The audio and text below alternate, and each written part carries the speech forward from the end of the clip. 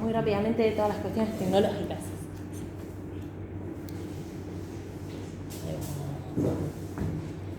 Bueno, gracias a todos por venir a este día de calor, encima agobiante, que por suerte funciona el aire, que es un montón. Le damos la bienvenida a Iván, estamos re contentos todos de que estés acá compartiendo con nosotros. Vamos a iniciar. Esta es la primera actividad del área de estudios urbanos de este año. Básicamente consiste en la presentación del libro de Iván, Vender una ciudad, gentrificación y turistificación en los centros históricos. Voy a presentarlo a Iván. Iván es Iván Díaz Parra. Es licenciado en Geografía por la Universidad de Sevilla, en Antropología Social y Cultural por la Universidad Nacional de Estudios a Distancia de España. Es doctor en Geografía por la Universidad de Sevilla y actualmente es investigador de la Universidad de Sevilla y secretario de la revista científica Hábitat y Sociedad, que creo que todavía estás ahí, ¿no es cierto? Sí. Bien. Lo conocimos cuando hizo su instancia postdoctoral acá en Argentina, así que ahí empezó, tiene una trayectoria ya nuestro vínculo con Iván. Estamos felices de que vuelvas nuevamente a esta casa de estudios. Los comentarios del libro lo tenemos a Guillermo Jajamovich. Es doctor en Ciencias Sociales por la Universidad de Buenos Aires, investigador adjunto del CONICET, que es el Consejo Nacional de Investigaciones Científicas y Técnicas de acá de la Argentina, con sede de trabajo en el IALC, que es el otro instituto de la Facultad de Ciencias Sociales acá de la Universidad de Buenos Aires. Dicta cursos de grado y posgrado en la Universidad de Itela, en la Universidad 3 de Febrero, en la Universidad General Sarmiento y acá en la Universidad de Buenos Aires. Fue investigador visitante del Instituto Iberoamericano de Berlín y de la Universidad Nacional Autónoma de México y se desempeñó como investigador visitante del exterior, CAPES en Brasil, ¿no es cierto?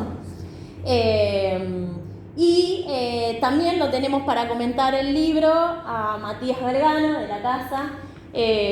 Mati es licenciado en Ciencias Políticas y Gobiernos de la Universidad Nacional de Lanús, es diplomado en Sistemas de Información Geográfica y Aplicados de Problemas Espaciales en Filo UBA y especialista en Gestión de Desarrollo Territorial y Urbano en UNDAV UNCI, y actualmente es becario doctoral del área de estudios urbanos del Gino Germani. Está estudiando temas de renovación urbana en centros tradicionales metropolitanos. Así que acá ya todos presentes, un poco la propuesta era que Iván nos cuente un poco sobre su nuevo libro, sobre su último libro. Somos poquitos, así que esto va a ser re relajado, podemos charlar, que después los compañeros comenten, hagan un comentario del libro y después abrimos el debate a todo el resto de los presentes. ¿Les parece bien? Bien, Iván, le damos la palabra. ¿Algún tiempo así? Teníamos pautado como unos minutos establecidos de más o menos media hora de presentación y 15 minutos de comentarios cada uno para que después nos quede tiempo para discutir, pero tómate todo el tiempo que quieras. No me gusta mucho hablar. Bien. Pues nada, muchas gracias por invitarme, por estar aquí para comentar el libro, por haberle echado un vistazo. Y nada, un placer estar aquí en el Gino Germani de nuevo. Así que tengo una relación con el instituto de hace tiempo ya. La primera vez que pasé por aquí sería por 2012, antes de que nos conociéramos con Ceci. Y luego la beca ya en 2015, por ahí, ¿no? Así que, hacía tiempo que no venía, tenía ganas de ver el sitio de nuevo. Lo veo muy similar, ¿no? Hay cambios, hay una cámara, algo de urbanismo táctico alrededor, ¿no? Lo han metido ahí como verjitas, ¿no? Curioso, eso lo comentamos luego. Nada, el libro es un libro que tenía que haber salido, no sé si tenía que haber salido antes, pero es un libro detrás del cual llevaba mucho tiempo, porque recoge en gran medida lo que son mi mis investigaciones en el periodo postdoctoral. Yo, bueno, hice mi tesis sobre el caso de Sevilla, sobre el proceso de gentrificación en Sevilla. Publiqué un par de libros sobre el caso de Sevilla en 2010, el primero, y luego más adelante en 2015 saqué un segundo librito así más chiquito. Y desde entonces tenía como el objetivo de sacar algo sobre las investigaciones que había hecho en el periodo postdoctoral. Yo hice un primer postdoc de la UNAM, en el cual estuve trabajando pues más o menos buscando los mismos procesos que había estudiado en el caso de Sevilla, en el Centro Histórico de Sevilla, pero en el Centro Histórico de la Ciudad de México.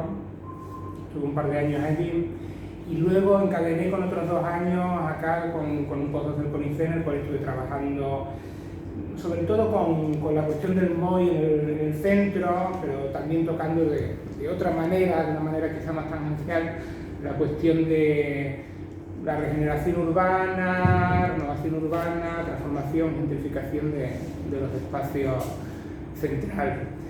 Entonces, bueno, llevaba bastante tiempo detrás del libro, incluso yo creo que el último año acá ya estaba pensando en cómo sacarlo, pero eso me resulta tan fácil publicar los libros, entonces por una cuestión o por otra se fue dilatando, al final acabé incluyendo otro pasaje sobre Sevilla, que fue mi tercer postdoc, 4 años allí en la Universidad de Sevilla antes de estabilizarme definitivamente, en el cual volví a trabajar con centros históricos, pero esta vez más volcado a la cuestión del turismo y en un contexto en el que había una demanda social de trabajar ese tema, allá en el sur de Europa en general y muy especialmente en España. Y entonces, bueno, al final acabé metiendo un capítulo de Sevilla y bueno, la idea es un libro que ha pasado por diferentes configuraciones. En algún momento pudo haber sido una compilación de artículos bastante independientes. En otro momento me lo planteé también como intentando ayornar las diferentes investigaciones que había hecho y hacer un estudio comparativo de conjunto. Y creo que al final se ha quedado un poco a medio camino. Los capítulos creo que se pueden leer de manera bastante independiente, pero sí he intentado que tenga una coherencia de conjunto y bueno, se refieren entre sí, se complementan y bueno, hay una introducción y hay algunos capítulos que están introducidos para darle una cohesión mayor al conjunto, así que así, un poquito a medio camino. Se pueden leer los textos de forma independiente, pero también hay una idea de investigación en conjunto que sigue un poco la coherencia de mi investigación, ¿no? Yo soy muy martillo pilón y llevo trabajando lo mismo 20 años y sigo ahí, así que más o menos coherencia tiene, no cambio de tema muy fácilmente. Bueno, ahí está el libro y no me he traído libros evidentemente porque el viaje es largo y los libros pesados, pero bueno, se puede comprar online y se puede, ya hablamos. Se puede decir que está grabado.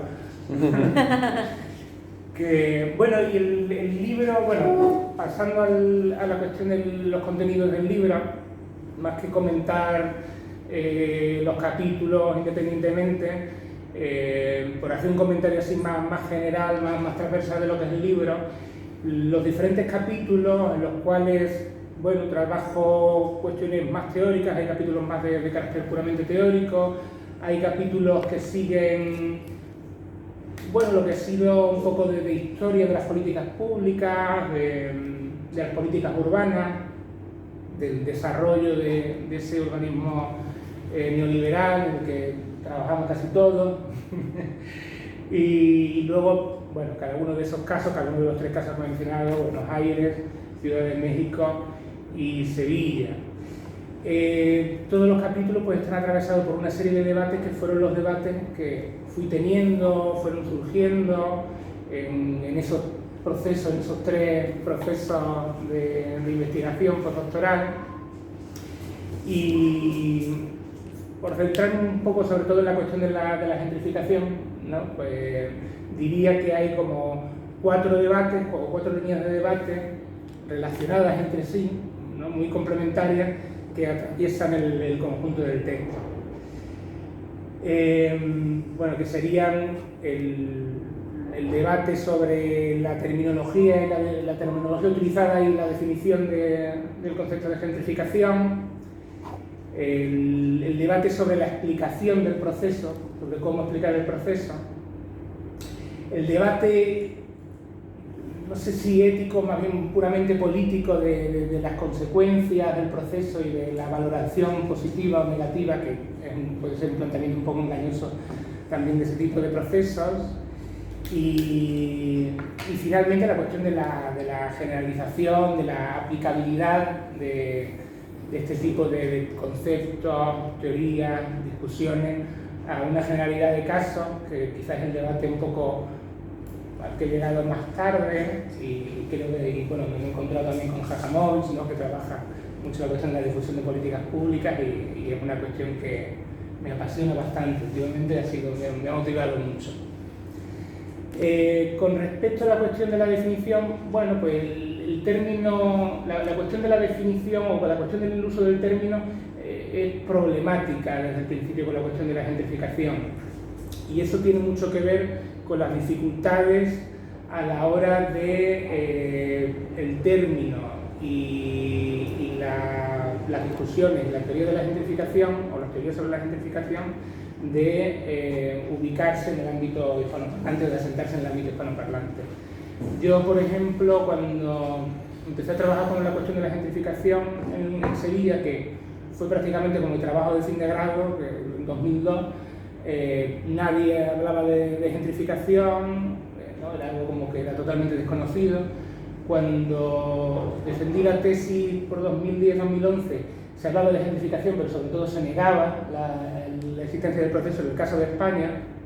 Hoy día está súper asumido, está muy presente dentro del debate, está dentro de la RAE. Tomaron lo de gentrificación, tomaron el término dentro de la RAE, el diccionario. Está muy asumido en el debate político, periodístico, y no se cuestiona. Pero también, por ejemplo, cuando fui a México encontré mucha resistencia al uso del término, sobre todo de parte de los académicos más veteranos, al mismo tiempo que la gente joven lo está utilizando un montón, de mejor manera o de peor manera, no según el caso.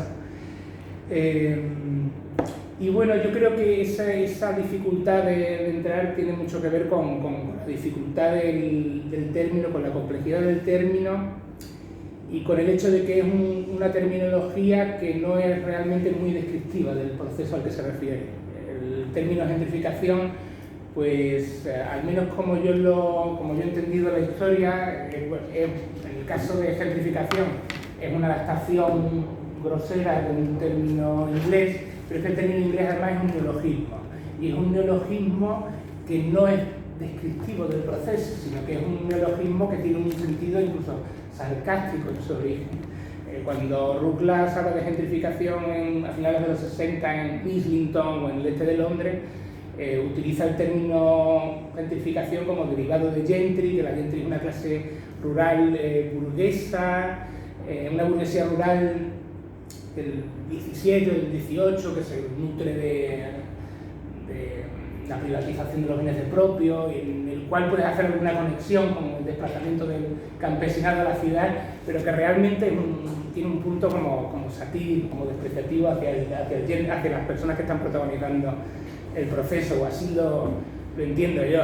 Entonces, claro, eso cuando lo aterrizan al castellano, pues eso no tiene ni pie ni cabeza, ¿no? Porque si no conocen toda la historia, claro, la gente espera una descripción, una cierta literalidad en el término, y no existe.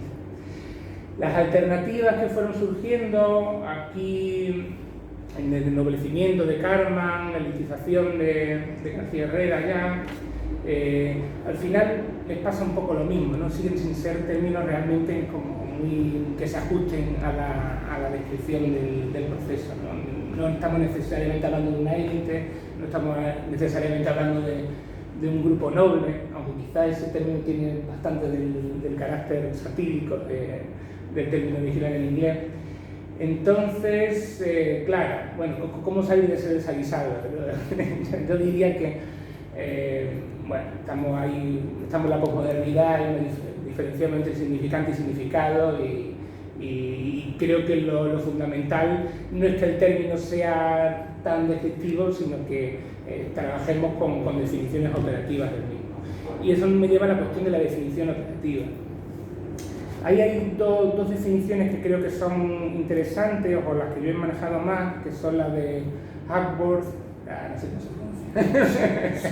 Sonó bien, quién sabe, Hackworth o algo así, que es la idea de la gentrificación como la producción del espacio para grupos progresivamente con mayor poder adquisitivo, ¿no? O más pudientes. Y la de Clark, que básicamente sería, así traduciendo de memoria, sería, claro, la sustitución de usos y usuarios en un determinado espacio por otros más afluentes o más pudientes, mediado por una inversión en el entorno construido, ¿no? Que a mí me gusta sobre todo la de Clark, porque creo que le dan el clavo de lo que es la especificidad del proceso. La definición de la producción del espacio para grupos más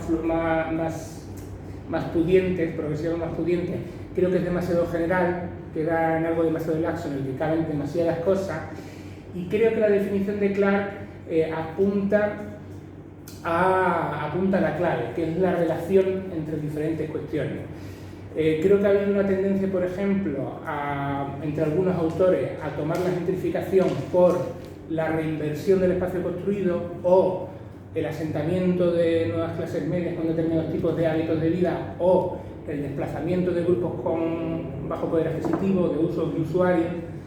Y la especificidad de la gentrificación para mí está en la relación lógica entre estos tres elementos, en el hecho de que si tú reinviertes el espacio construido, lo reinviertes dentro del marco del urbanismo y del modo de producción en el que nos encontramos, lo inviertes para realizar una inversión para ponerlo en uso que produzca más beneficios, es decir, que va a ser el uso de usuarios más pudientes, y por el propio carácter monopólico del espacio se implica el desplazamiento de los usos previos, ¿no? Entonces la relación, mi idea sería que hay que relacionar esas tres cuestiones que están en la definición, y ahí en esa relación lógica está la especificidad de la gentrificación. Si perdemos de vista esos elementos, pues a lo mejor acaba siendo la gentrificación con muchos otros términos, como de hecho la gentrificación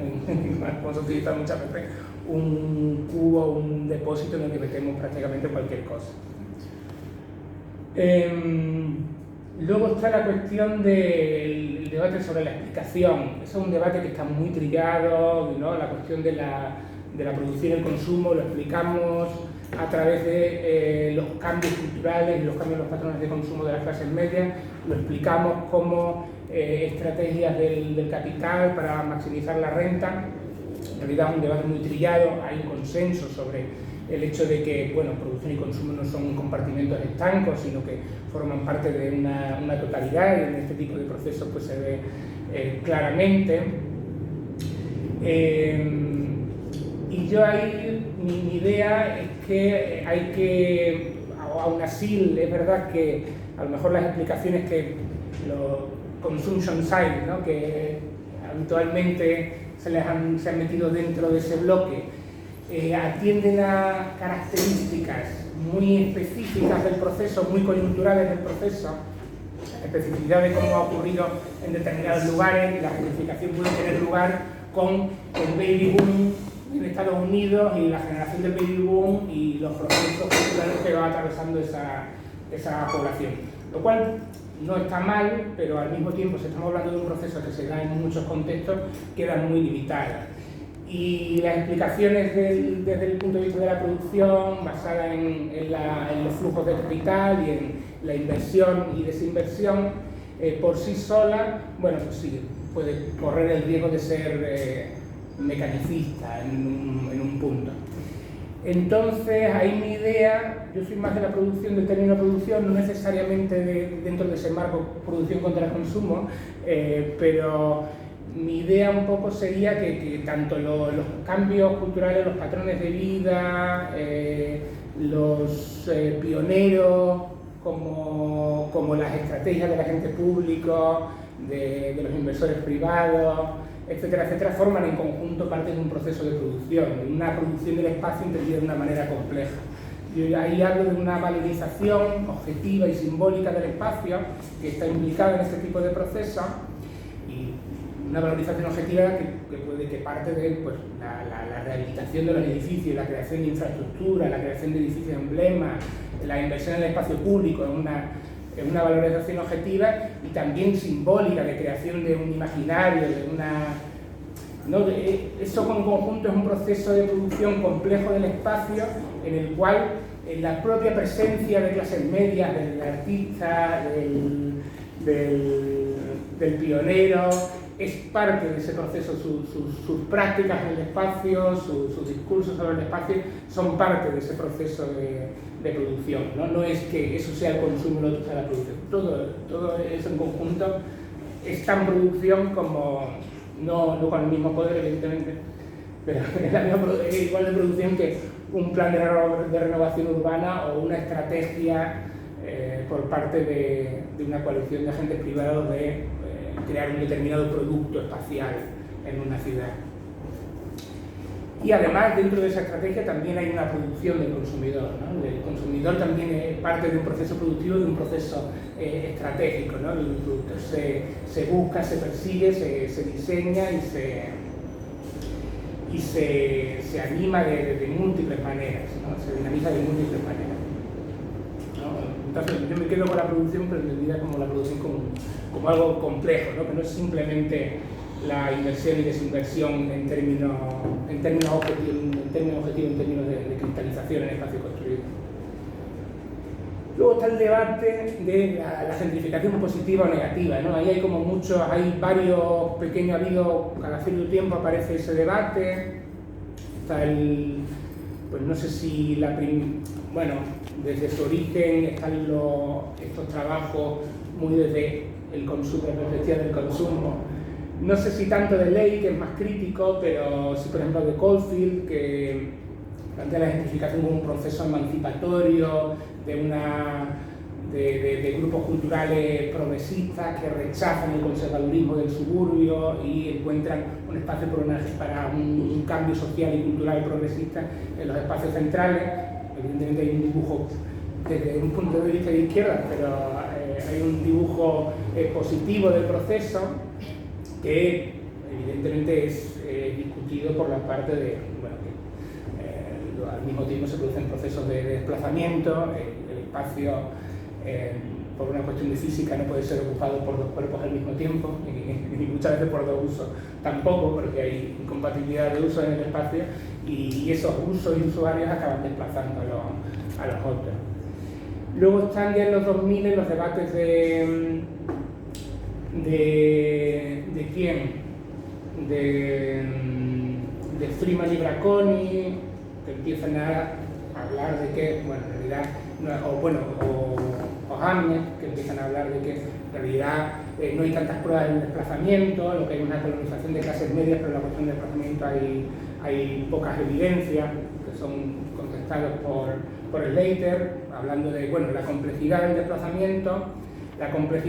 desplazamiento, el desinterés por contabilizar el desplazamiento por parte de las instituciones, y la existencia de un desplazamiento también complejo, que no simplemente, si nosotros estamos esperando una fila de gente saliendo con las maletas del barrio, pues evidentemente no lo vamos a encontrar, pero se trata de un desplazamiento pues a menudo hablamos de procesos muy lentos, en los que operan formas de desplazamiento indirectos. Hay llanos que se quedan, hablan de desplazamiento simbólico, aunque no estoy del todo de acuerdo, pero bueno, puede valer en un momento dado. La complejidad de ese proceso, que puede ser muy dilatado en el tiempo, ¿no? Y puede implicar incluso, como en el caso de Sevilla, había un abogado de inquilinos que me decía, pues en realidad en Triana la mayor parte de la gente se ha desplazado directamente al cementerio, porque sobre todo inquilinos viejos, y lo que no hay una posibilidad de reproducción de las clases trabajadoras, de las clases populares que habitaban ahí previamente, porque ese espacio ha sido ocupado por otros grupos, ¿no? Entonces, no es la gente con las maletas saliendo, aunque también lo hay, también hay esos casos. Y luego finalmente está yo creo que siempre esto se saca cada 2 por cada cierto tiempo porque estimula el debate de hablar de gentrificación positiva, estimula siempre, sabes que te van a responder si sacas algo de eso. Yo creo que Sabatini de hecho sacó su texto sobre gentrificación positiva por eso, ¿no? buscando la guerra, buscando la pelea, lo cual está bien, me parece. Y por ejemplo Sabatini, su equipo, que hacen un trabajo muy serio, hablaban de gentrificación positiva en el sentido de que la gentrificación era una posibilidad para la mezcla social. En ciudades muy segregadas, como las ciudades latinoamericanas, pensando en Santiago de Chile sobre todo, la gentrificación, el hecho de que nuevas clases, que ciertos tipos de clases medias se asentaran en barrios tradicionalmente populares, es una posibilidad para romper esa ciudad compuesta por compartimientos estancos muy segregados y una oportunidad para la mezcla social y para el cambio desde una perspectiva progresista. Ahí mi respuesta era que cómo va a ser posible que los mismos procesos que generan la segregación vayan a eliminarla, ¿no? Es las mismas dinámicas de la ciudad capitalista que tienen que ver con la inversión para usuarios para obtener el máximo beneficio, ¿no? La acumulación por la acumulación, la propiedad privada, el mercado de suelo, como el mismo mercado de suelo que genera la segregación va a eliminarla. Entonces mi idea básicamente es que en estos casos, desde ese punto de vista, podemos interpretar la gentrificación como una segregación en movimiento, como un proceso, la segregación de una ciudad. Generalmente está bastante establecido los patrones de segregación, pero puede cambiar en un momento dado, ¿no? Y lo que nos está indicando este tipo de procesos a veces es precisamente un cambio en esa estructura socioespacial de la ciudad, pero que con el tiempo va a llegar a algún otro tipo de estabilidad, algún otro tipo de orden segregado. Y por último, pues mira, voy bastante rápido. Pues por último, el debate de hasta qué punto, bueno, este tipo de procesos se pueden dar en muchos lugares o en realidad es un tipo de fenómeno observado en determinados lugares y que no es aplicable a otros, ¿no? Ahí está la polémica de Pradilla Cobos, hasta cierto punto Coulomb y algunos otros compañeros mexicanos iban también en esa línea. Incluso Samuel Jaramillo tenía un pequeño texto sobre Bogotá que iba también por ese palo. Es interesante porque los argumentos son muy similares a los que encontramos en el sur de Europa, ¿no? Porque, por ejemplo, Malouta también funciona con argumentos muy similares y quién más, y alguno más que no me acuerdo. He agotado la base de datos de nombre. Jean-Paul Garnier. Jean-Paul Garnier. No, que básicamente es el argumento de que, bueno, estos son procesos que son observados en ciudades anglosajonas, británicas, estadounidenses, canadienses, que son un fenómeno concreto, particular, que responde a las características de esa ciudad y que luego se traslada de manera espuria al resto de ciudades del mundo. Esto sucede porque estamos en un contexto en el cual hay una academia jerarquizada que forma parte de las relaciones norte-sur, en las cuales, de hecho, el inglés tiene un poder enorme, nos vemos obligados a publicar en inglés, a estar pendientes de los índices en inglés, en las revistas inglesas, asumir su terminología, asumir sus debates para conseguir estabilizarnos en una carrera académica, o incluso aunque no hubiera una presión por parte, porque también cada sistema de investigación es diferente y puede ser más flexible o menos según el caso. Pero bueno, también la idea de tomar estos términos puede ser simplemente una forma de darle interés a temas que a lo mejor en realidad están muy manidos o que realmente no están aportando nada y otorgar pues un interés especial utilizando un palabra que nos buscamos por ahí. Entonces yo creo que ahí hay dos temas.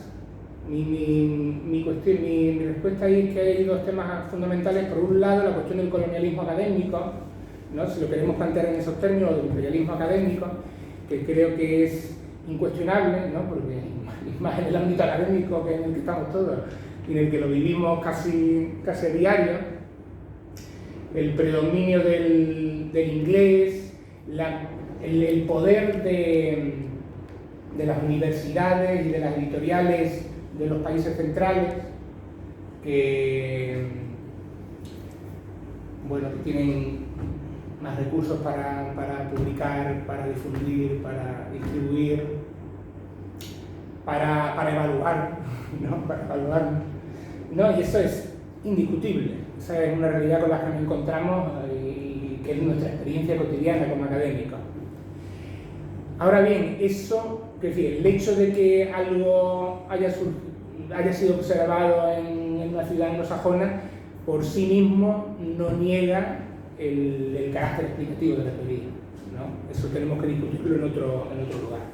Entonces, la discusión real ahí, o la discusión en la que habría que entrar, es hasta qué punto realmente se trata de un proceso coyuntural, específico, y realmente es un proceso que se traslada de forma espuria a otros lugares. Ahí mi posición es que, discutiendo concretamente, claro, enlaza de nuevo con la cuestión de la producción y el consumo. Si nosotros, recuerdo que había uno de los sinónimos de gentrificación que se utilizaba en Estados Unidos era brownstorming o algo así, y que hacía referencia al ladrillo marrón de los edificios del Lower East Side que se rehabilitaban, ¿no? Entonces, si nosotros vamos a procesos tan específicos, evidentemente, pues a lo mejor no vamos a encontrar ese ladrillo marrón en otros lugares.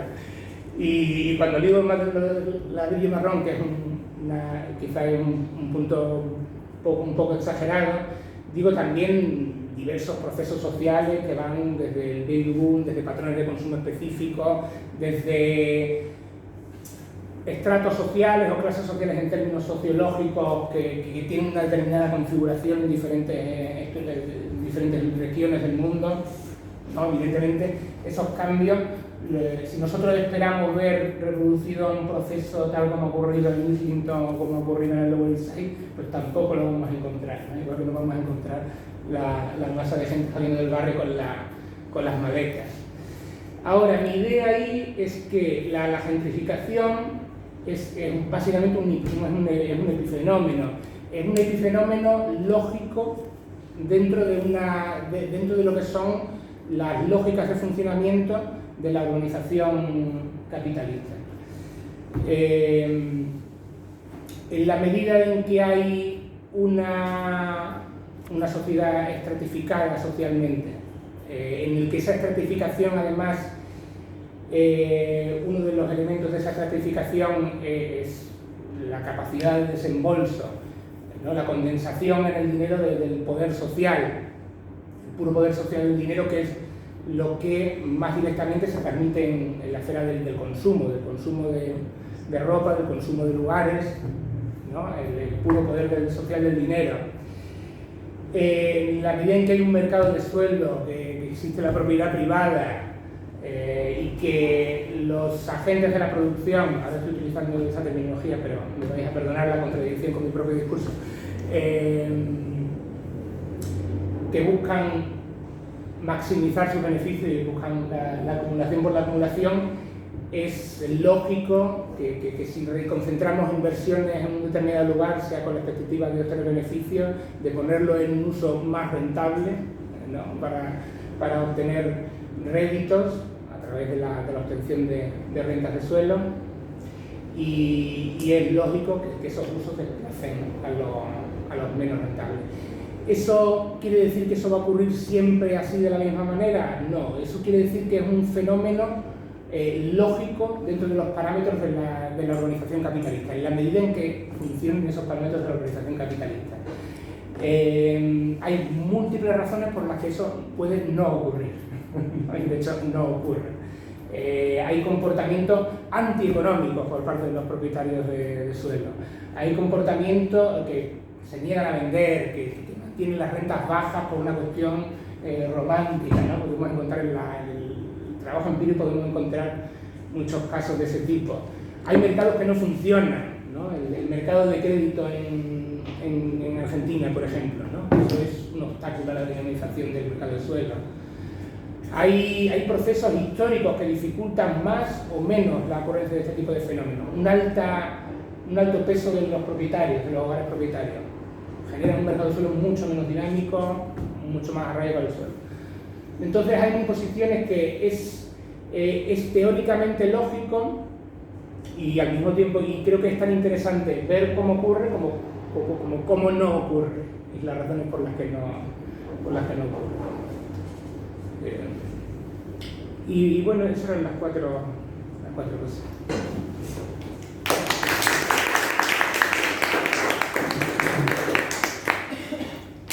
Bien. Bueno, pasamos a los comentarios, ¿no? Bueno, Guille. gracias Iván, gracias Cecilia por la invitación. La verdad que yo cursé acá, estuve un tiempo hace ya décadas en el área de estudios urbanos. Cuando en el área de estudios urbanos estaba investigando San Telmo, recopilando información cuantitativa para pensar en torno a la gentrificación. Todavía estaba viva Isla Herzer, así que me trae muchos recuerdos también. No soy especialista en el tema de gentrificación, pero a veces en los cursos muy generales nos involucramos en discusiones y gentrificación es una de esas, así que ya había leído cosas de Iván antes del libro, por lo cual cuando leí el libro me resonaban muchos elementos, sobre todo, bueno, ahora voy a decir algunas, pero la verdad para quien esté trabajando el tema de gentrificación, entrando o profundizando, es un libro importante y quería por un lado como destacar una serie de elementos y otra serie de elementos más como para seguir dialogando, ¿no? Nosotros teníamos hace mucho un director, Pedro Pires, que dice que una buena investigación no es solo la que da respuestas, sino la que abre preguntas, y en ese sentido también para mí hay como muchos elementos que por ahí es más propio de mis intereses que de los tuyos, lo cual no está del todo bien, ¿no? Porque uno siempre sabe que no hay que pedirle a otro lo que uno haría, sino meterse en esa lógica, pero creo que viene al tanto. También la presentación de Iván me ayudó a entender un poco la estructura, ¿no? Uno va produciendo también según los sistemas académicos por artículos más fragmentados y de repente se abre una coyuntura para armar un libro, entonces uno trabaja con lo que tiene, ¿no? Entonces ahí también hay como cosas interesantes de la parte final del libro para quienes accedan, que también le da lógica a las partes previas, así como la introducción se las da, la discusión de la comparación creo que también se la da. Para mencionar como algunos elementos, festejar, bueno, es mucho festejar, pero digamos, congratular, aunque tampoco sería la palabra, un libro con varios estudios de casos situados en distintas ciudades, que hace de Iván también un investigador transnacional, como algo positivo también, digamos, obviamente no solo circula en Capital, no solo circulan los académicos, también circulan los académicos críticos, y que haya un trabajo que pone en relación un caso como el de Buenos Aires con otras ciudades, me parece que es algo interesante. Es algo interesante también esto que está en el libro, Iván lo contaba, cada capítulo, cada ciudad tiene un trabajo de campo que está hecho en un momento distinto, a cada ciudad le entra por una preocupación distinta, evidentemente cada ciudad es distinta, pero también la perspectiva de Iván, si uno recupera esto que contaba, va cambiando a medida que pasa el tiempo, lo cual lo lleva a privilegiar por ahí actores privados en un caso, como el de México, o actores estatales, saltar en el tiempo al caso de Buenos Aires y de alguna manera como indagar sobre los otros de la gentrificación, que no son ni siquiera aquellos que no van a ser desplazados, sino aquellos que activamente impulsan que esos territorios tengan otro destino. Y por último el caso de Sevilla, donde también entran discusiones más contemporáneas, bueno, todas son contemporáneas, pero en torno al turismo, la turistificación, etc. Creo que hay otro elemento interesante, hay muchos elementos interesantes, pero esta cuestión de tomarse en serio la literatura latinoamericana, a veces por ahí demasiado, porque uno diría hay secciones donde por ahí solo se dialoga con 2 autores latinoamericanos, porque permite conectar con la problemática del suelo, pero para verlo simbólico uno también diría, bueno, hay otros, pero el libro en sí pone en diálogo la literatura latinoamericana con la española y con la anglosajona, y también hay algo por detrás, y esto un poco me llega más de cerca, que es como la discusión entre, en este caso, los estudios urbanos críticos y los estudios postcoloniales. Que ahí yo diría que está claro que los estudios postcoloniales en la perspectiva del libro es como un blanco teórico y un blanco empírico. A veces se los simplifica para golpearlos, pero a veces, consciente o inconscientemente, también se retoma parte de esa agenda. Por eso tomarse en serio esta literatura latinoamericana, por eso tomar los casos que no están tan transitados en la literatura anglosajona, y por eso por ahí al final del libro, en la parte de la comparación, un intento por de alguna manera construir una explicación de por qué comparar estos casos, donde uno podría decir que resuena cierto aire postcolonial en el sentido de decir, bueno, acá hay algo distinto a el norte global, a las lógicas de acumulación, etc. Pero el punto es una discusión fuerte con aquellas perspectivas que, en su mirada más simplificada, amputarían el debate y la investigación empírica por ser un concepto que proviene de una geografía distinta y que por ende reduce, simplifica o operacionaliza demasiado los casos por fuera del norte global para meterlos duramente en esa agenda. Lo que es interesante también en esto que plantea Iván de un poco las coerciones del sistema académico respecto a qué estudiar, qué categorías usar, que uno podría decir que también que en parte de ese sistema académico hay una coerción postcolonial que también es parte de ese universo respecto a, bueno, qué estudiar o qué no, qué casos usar, qué categorías usar o qué categorías rechazar, ¿no? Como que también, en última instancia, críticos o no críticos, todos son parte también de un campo intelectual o de un campo académico, etc. No sé si esto es un poco abstracto para quienes no leyeron el libro, pero hay como una discusión explicitada y potente entre los estudios urbanos críticos y lo postcolonial, autores como Roy, como Jennifer Robinson u otros que un poco en el debate anglosajón / global son parte de las corrientes que están como discutiendo. Después, bueno, acá es interesante porque también lo postcolonial de alguna manera u otra va en paralelo, tiene cruces o desconoce tradiciones latinoamericanas previas como la dependentista o la decolonial, entonces ahí también hay como un deber ser particularista para algunos académicos del norte global, pero también del sur global, y bueno, Iván está discutiendo eso, está planteando un concepto y está desplegándolo con destreza teórica y metodológica, que es la cuestión de gentrificación, qué variables usar, cómo mirarlas, planteando abiertamente algo que le pasa a muchos conceptos que salen del mundo académico, entran al mundo político y empiezan a tener un uso distinto. Entonces, sintéticamente, el libro ayuda a entender también que no todo es gentrificación, sino algunos elementos. Muy interesante también esto de, bueno, la cuestión social y la cuestión espacial, para verlo, para medirlo, para analizarlo y para considerar esos dos elementos.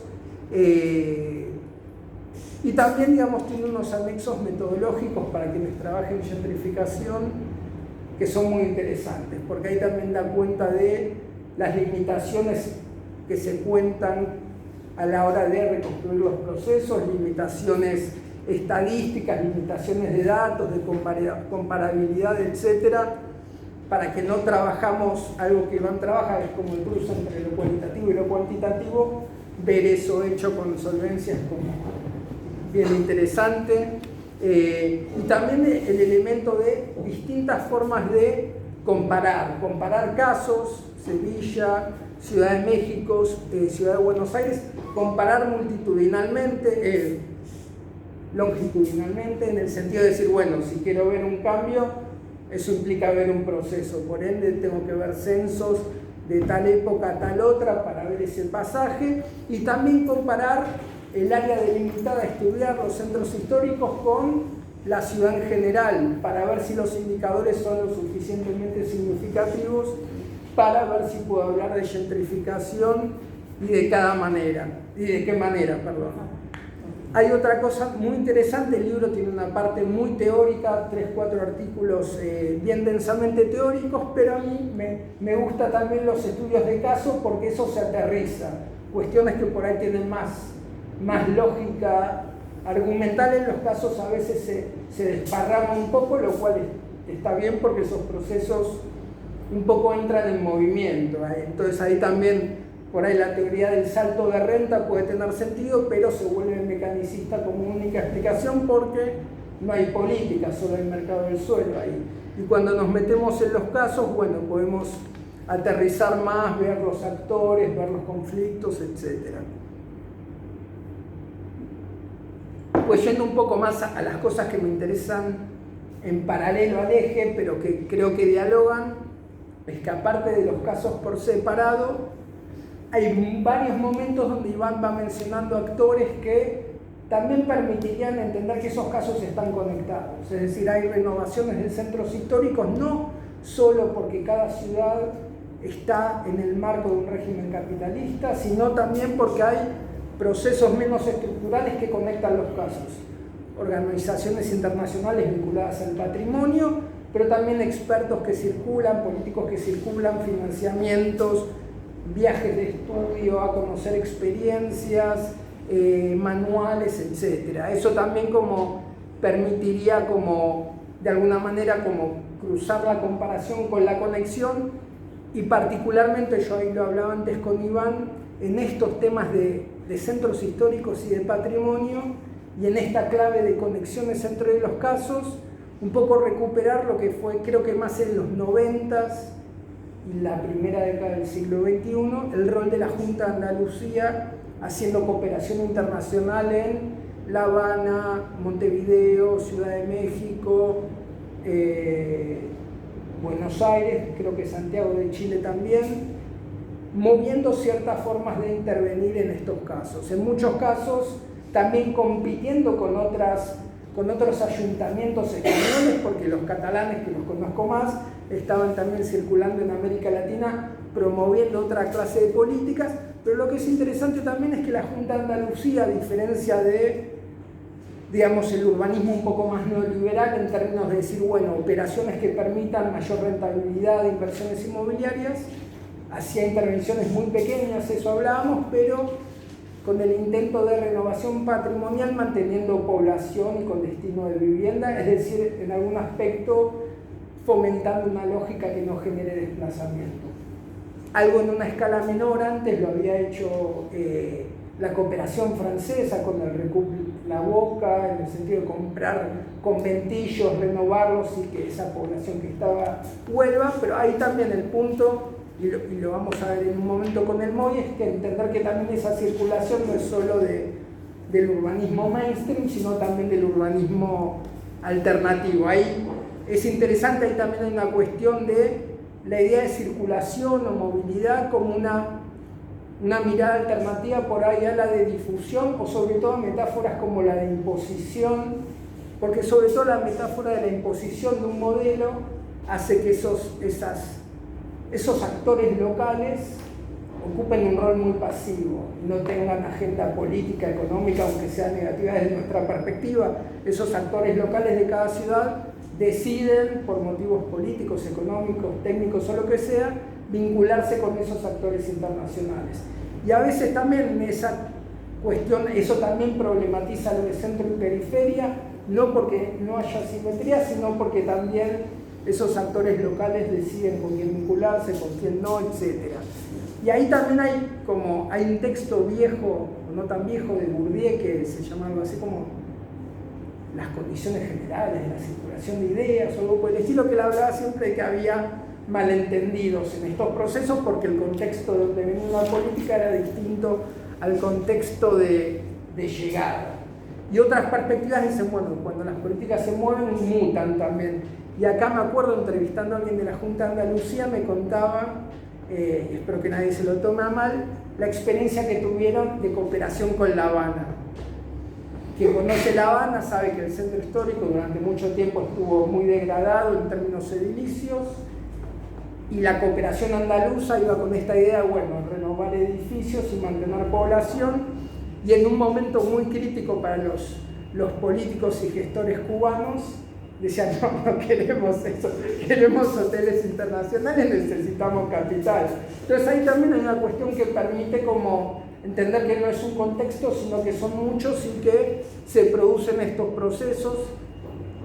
Iván los va mencionando, porque menciona UNESCO, menciona las conexiones del MOI con otros movimientos, es decir, también como circulaciones en otro sentido político, urbano, etc. Y ahí también me acordaba de los cursos de doctorado de Carla Rodríguez, que una referencia también del comienzo del MOI era un personaje como Marcos Vinograd, que también es una conexión con Lefebvre en el debate argentino en los 70s.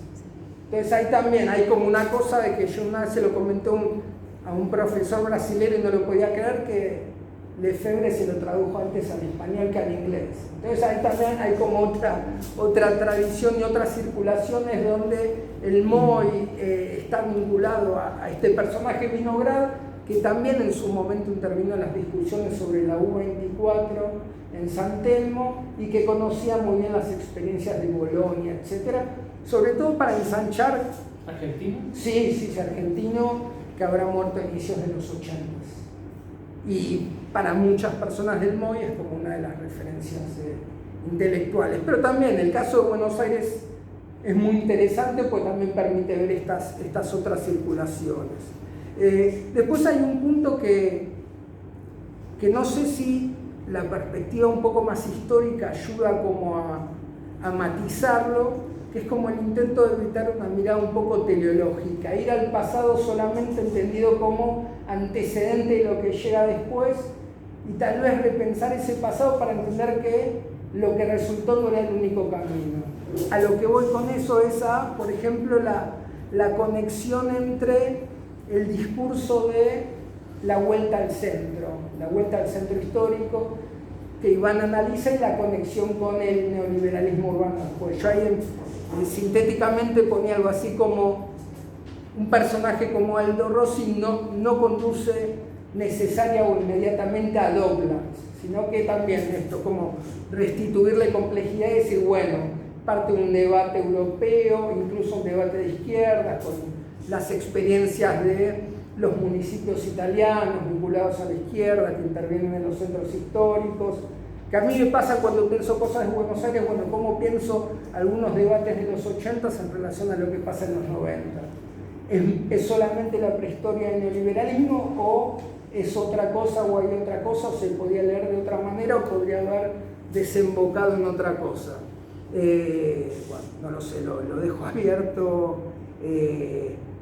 Y ahí también, como en la reconstrucción de Rossi, yo justo le contaba a Iván que había leído un libro de esta conexión, que también por ahí uno igual no puede dialogar con todas las literaturas, todas las bibliografías, sobre todo cuando no va al centro del libro, pero hay algunos autores que prestan mucha atención a, sobre todo en términos de historiografía urbanística, bueno, a ver cómo es esta discusión de los centros históricos, qué complejidades políticas tenía, para no reducirla solamente a, bueno, eso que se discutió en los 80s, es meramente la antesala de las intervenciones que conocemos en los 90, sino entender que, bueno, se involucraron arquitectos, urbanistas de izquierdas, etcétera, lo cual también un poco interroga también sobre el propio campo del urbanismo, la arquitectura y los estudios urbanos. Si no toma el caso de Carrión, por ahí es interesante cómo, por un lado, hay un cruce entre capitales, conocimientos, saberes académicos, redes, etcétera,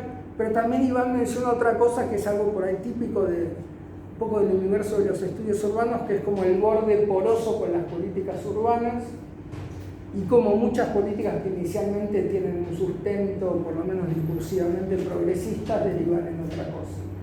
¿no? Y eso con los centros históricos ocurre, y ocurre con muchos otros personajes.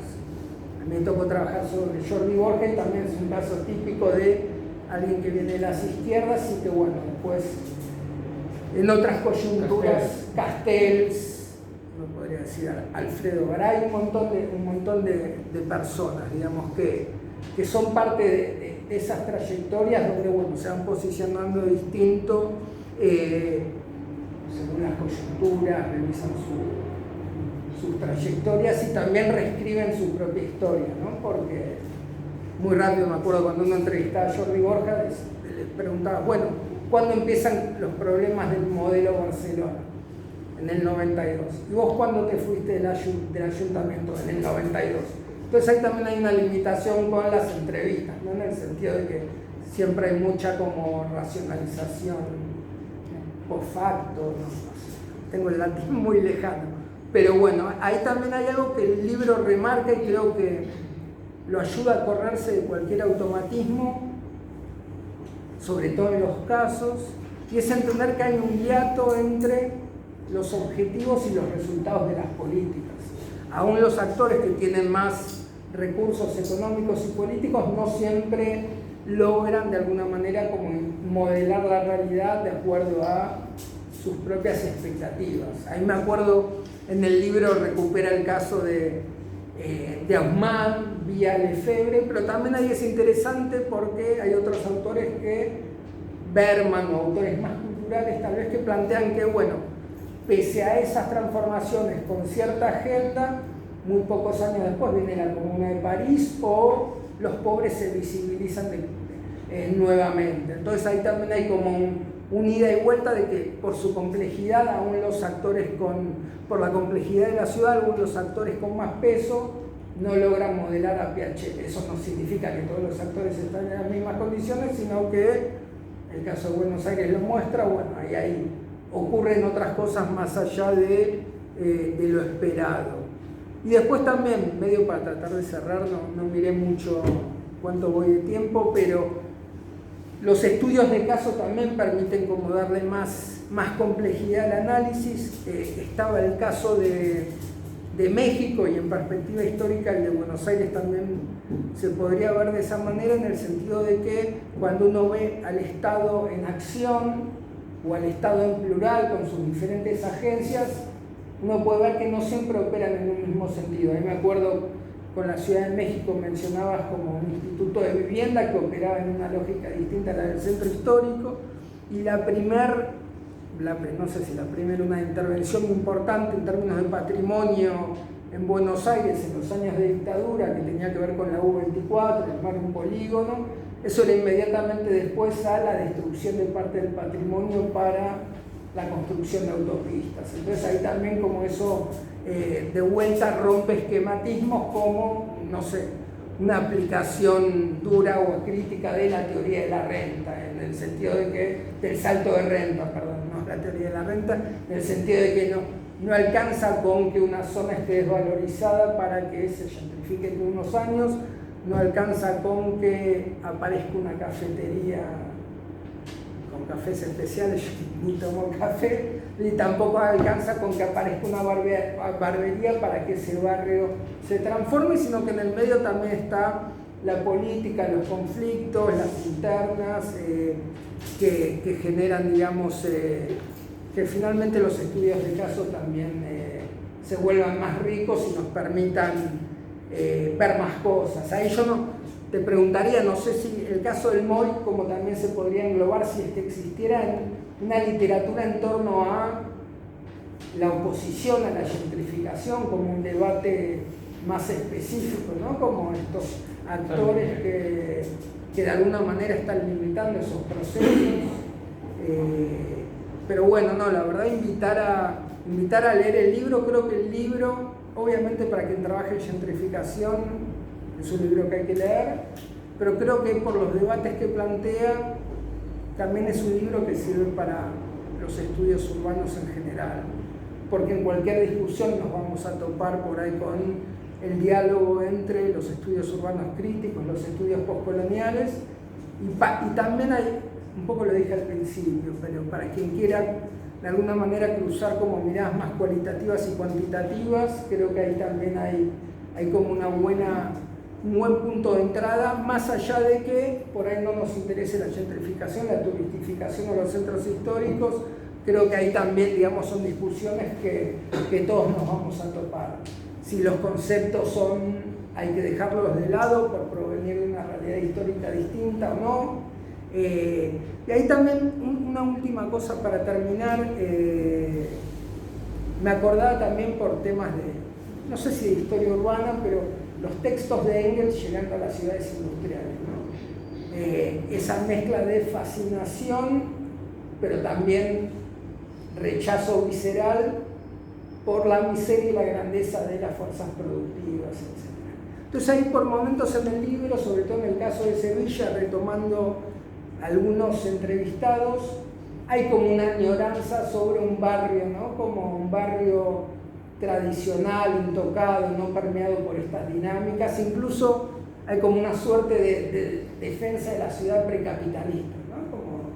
Entonces ahí me preguntaba, bueno, ¿qué pasa con esa tradición marxista que se horrorizaba, pero también se fascinaba con estos cambios? ¿Qué es lo que nos pasa ahora en torno a eso? Si solo sentimos nostalgia, si nuestra propuesta es poner el freno, o si hay alguna idea posible, no lo sé, ni se me ocurre, de radicalizar ciertas transformaciones y no plantearse meramente como, bueno, el sostén de lo existente. Si en última instancia se corre el riesgo, ¿no?, de que, bueno, lo mejor es que no ocurra nada para que todo continúe de la misma manera y no se produzcan estas dinámicas. Pero bueno, trasciende la gentrificación, es como un debate más general. Obviamente desmitificamos el progreso, etcétera, pero también ahí puede colarse de vuelta lo de lo postcolonial, ¿no? En el sentido, bueno, ¿cuál es la salida para, si es que hay una, ¿no?, para nuestras ciudades, para los sectores populares en la ciudad, etcétera, etcétera? Así que bueno, gracias, Iván.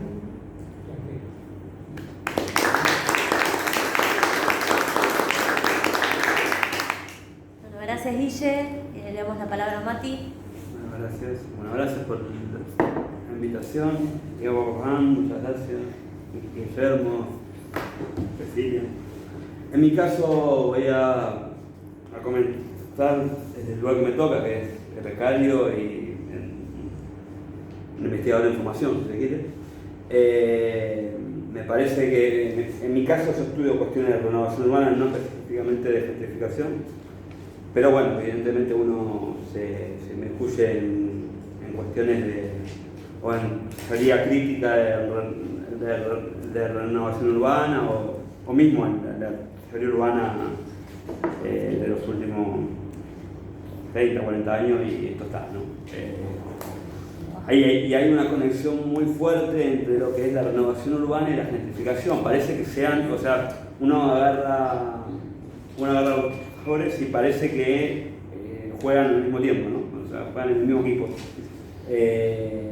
Entonces uno cuando uno quiere disociar y quiere pensar, bueno, quiere hacer un marco teórico, o quiere construir un marco teórico alrededor de la renovación urbana, se da cuenta que efectivamente tiene que hablar de gentrificación. Cuando por ahí uno no quiere, ¿no? Por ahí uno no quiere hablar de esto y tiene que terminar hablando de esto porque ahí la teoría urbana construida está muy en boga. En ese sentido, el trabajo de Oxfam para mí es un gran aporte en el espacio de la gentrificación por dos cuestiones principales y muchas más, ¿no? Pero principalmente dos cuestiones que yo saqué, que mismo están en el mismo entramado del índice, que es la primera parte, los primeros 3-4 capítulos, que es un debate teórico conceptual arrancando, bueno, un poco lo que Guillermo más o menos esquematizó, arrancando por si, bueno, la gentrificación es una cuestión colonial o es una teoría crítica que hay ahí. Bueno, nombra y se nota muchísimo el recorrido académico que tenés encima, se nota muchísimo los autores, cómo dialogan uno con el otro, uno se enriquece muchísimo al leer la teoría. Y la cuestión metodológica y el estudio de caso, ¿no? Son como esas dos cuestiones que uno va a ver en el índice, está muy claro, ¿no? Los primeros 4 capítulos son teoría urbana crítica o por ahí de gentrificación y cómo se dan nuestros procesos, y los capítulos 5, 6 y 7, si no me equivoco, son los casos, ¿no? Entonces, y en los casos, el apartado metodológico que Guillermo mencionó, me parece muy rico, inclusive, porque hay justamente esto que se habla de que, bueno, cómo dialoga el proceso de gentrificación no como un proceso del lugar, sino de la ciudad, no como un proceso de insularización, sino un proceso de la ciudad capitalista en general. Y eso me parece que es lo más rico desde el punto de vista, inclusive desde el punto de vista metodológico, no solamente teórico. O sea, construir una herramienta metodológica que permita relevar el caso específico del área, por ejemplo, en el caso de la Ciudad de México, el casco histórico, el centro histórico, pero que tenga diálogo con una metodología que permita hablar de la frontera, ¿no? De todas. Bueno, eso me parece que esencialmente eso a mí es lo que más me enriqueció para mi carrera doctoral, ¿no? O sea, el aporte que el libro me hace en ese sentido. Bueno, después las conceptualizaciones, yo creo que el capítulo 3 en cuanto al neoliberalismo urbano tiene una específica muy interesante.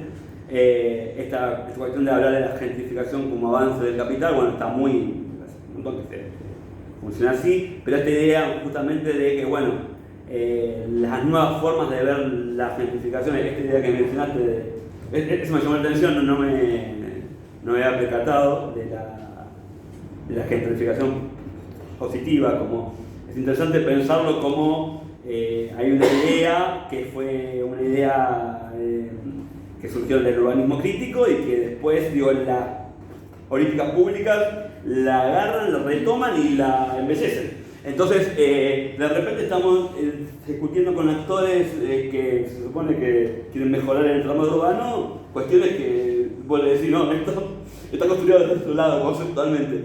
Pero bueno, es lo que sucede cuando uno va a un municipio, cuando uno habla con los actores del sector público, es así. O sea, uno acá mismo en la ciudad hay planes de renovación urbana,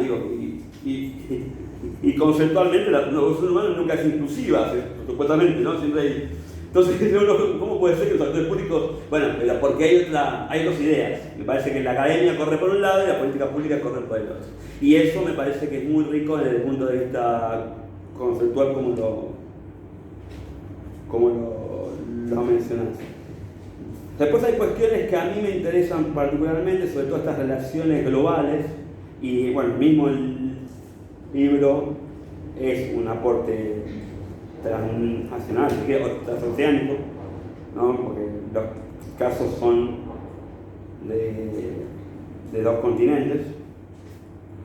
Pero cómo juega lo global, lo local, sobre todo con la cuestión del turismo, me parece que a mí particularmente es lo que más me interesa. Y me parece que el capítulo 1 y el capítulo 2 se posicionan sobre una idea global de gentrificación o una idea de que hay un proceso global, que es evidente, ¿no? El siglo XXI vino a globalizar muchísimo más, o no sé si a globalizar, pero a poner en discusión aquellas cuestiones de expulsión, de marginalidad a escala global. Pero bueno, en estos casos particulares es interesante el concepto de cómo aquellos lugares algunos lugares específicos se transforman lo bohemio en lo nuevo. O sea, hay una búsqueda del viejo y una refuncionalización para que sea algo nuevo.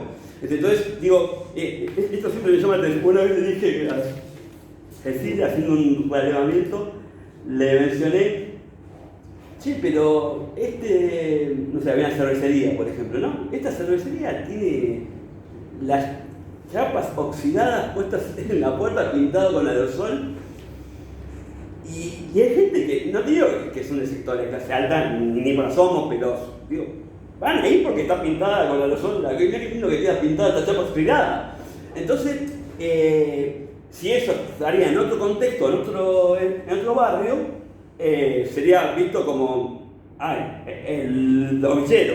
Entonces, depende de dónde vos te sientes a tomar una birra, la chapa oxidada es de un color o de otra. Entonces, es interesante cómo los procesos globales de bohemios, esto vos creo que hablas de algo barroco, si no me equivoco, cómo se refuncionaliza y parece que cuando más bohemios son más atractivos sectores de clase media, que son alta, y es donde se da este proceso, ¿no? Pero eso es interesante que se vea a escala global, ¿no? Y eso, en cuanto a concepto, me parece muy, muy interesante. Bueno, esta idea de mezcla o de urbanismo o de gentrificación positiva, ya lo mencioné, me parece interesante en el capítulo 5. Después hay una cuestión específicamente, me parece que el capítulo número 2, que habla del concepto de la producción estratégica de espacio, no me acuerdo específicamente cómo es, pero digo, hay una idea atrás de que el espacio se construye estratégicamente por múltiples factores y actores. Me parece que es interesante desde el punto de vista de pensar que no solamente hay actores del sector público que juegan, es más, en los casos que yo estudio, el sector público es súper subsidiario. O sea, es más interesante verlo desde el sector privado o inclusive desde dinámicas de expansión territorial metropolitana, ¿no? Así que eso me parece interesante. No sé cómo voy, sí, ¿no? Bueno, esto se lo dije. Y después hay una idea de gentrificación cultural, o de idea de que no solamente hay una gentrificación física o de esto que mencionaba, agentes yéndose con las valijas del pase al otro, sino que también hay cultura atrás y hay ideas y que un espacio no solamente se gentrifica desde la cuestión física del espacio, de la renovación urbana, sino que también se pensaba en el turismo, ¿no? Cómo cambia un espacio con la influencia del turismo desde el punto de vista cultural. Digo, yo tuve una experiencia de viajar por estudios a la Ribera Maya, pero yo me quedé Quintana Roo en el sur, ¿no? Y uno veía que había una ciudad en medio, no me acuerdo el nombre, que partía Quintana Roo, que es el estado, a la mitad. O sea, una cosa era la Ribera Maya y otra cosa era el sur. O sea, donde llegaba el turismo internacional, la cultura, la idiosincrasia era otra, y en el sur era totalmente distinta. Entonces ahí vos observás, y es una pregunta que a mí el libro me disparó, si el turismo no solamente genera ingresos, no solamente trae dólares, que es una industria en términos de generación de divisas importantísimas para un país, pero ¿qué trae culturalmente, no? ¿Qué es lo que trae culturalmente? qué es lo que trae y qué es lo que pulsa. Que me parece que es interesante para verlo desde el punto de vista más de la sociología de la cultura, de otro lugar. Pero bueno, eso es interesante.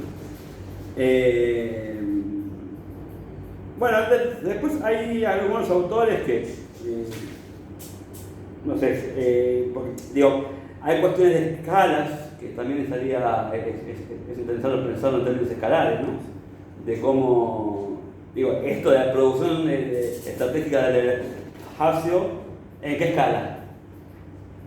Digo, ¿en qué escala estás pensando? Yo cuando vi el libro, bueno, ¿esto cómo funciona?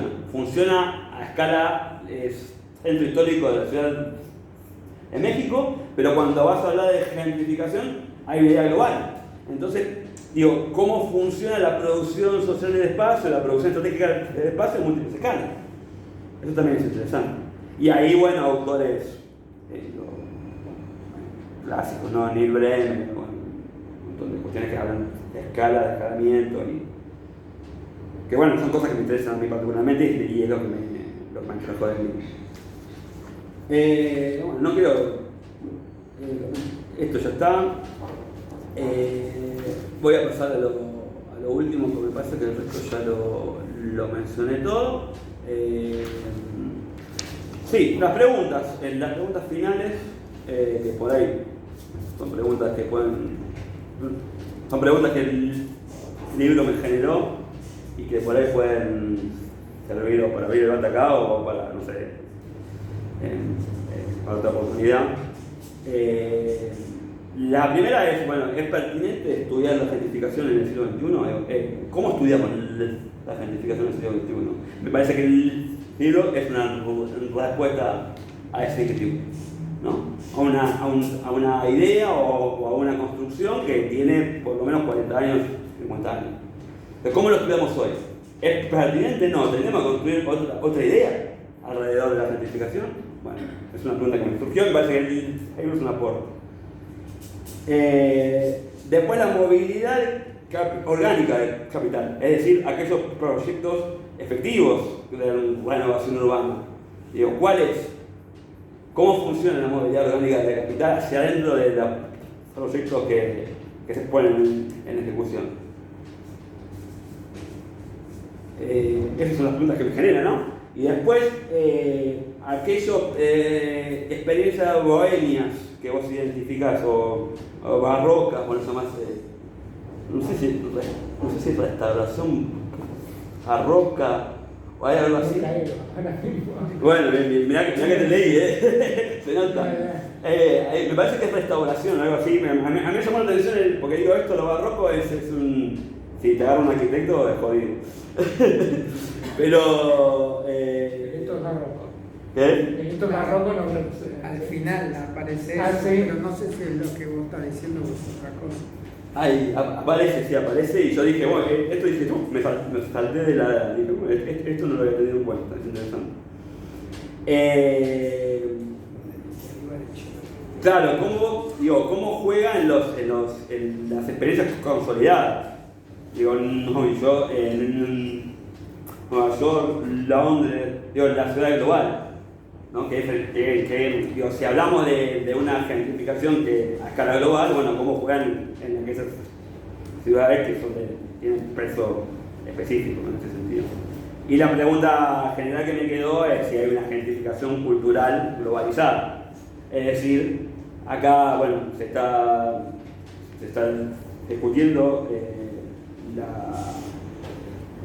la dolarización de los alquileres en una ciudad como Buenos Aires, con todas esas implicancias que puede llegar a tener una dolarización del mercado de alquileres, expulsión que puede generar, por supuesto, para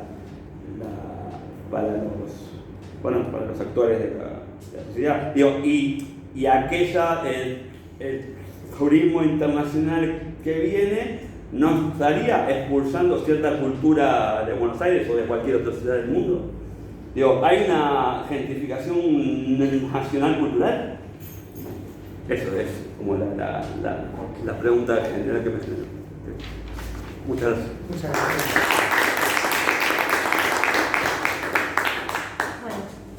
Mati, gracias Iván, gracias Guille. La verdad que fue un debate, una presentación y unos aportes hiper interesantes.